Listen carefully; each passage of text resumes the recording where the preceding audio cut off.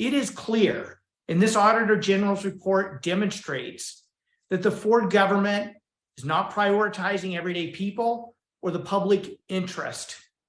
They're willing to break all the rules for well-connected land speculators to benefit.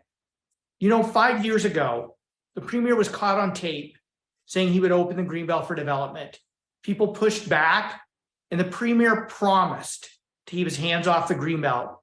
The premier and his housing minister repeated that promise. We've documented over 20 times.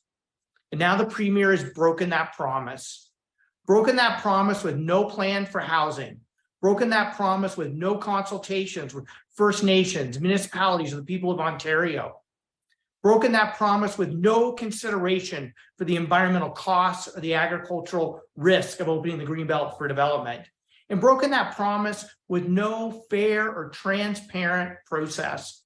It's clear the premier has a vision for Ontario where he uses the housing crisis to help the rich get richer.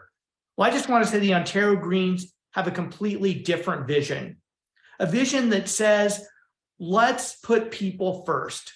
Let's build homes that people can afford in the communities they want to live in, close to where they work, play, and spend time with their families, where they don't have to commute hours to be able to afford a home.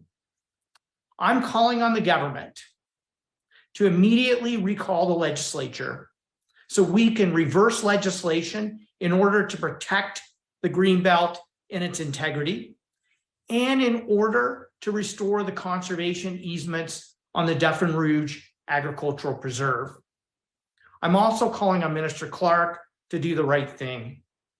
Given the damning nature of this report and the role that the Minister's Chief of Staff directly played in it, the minister should do the right thing and resign.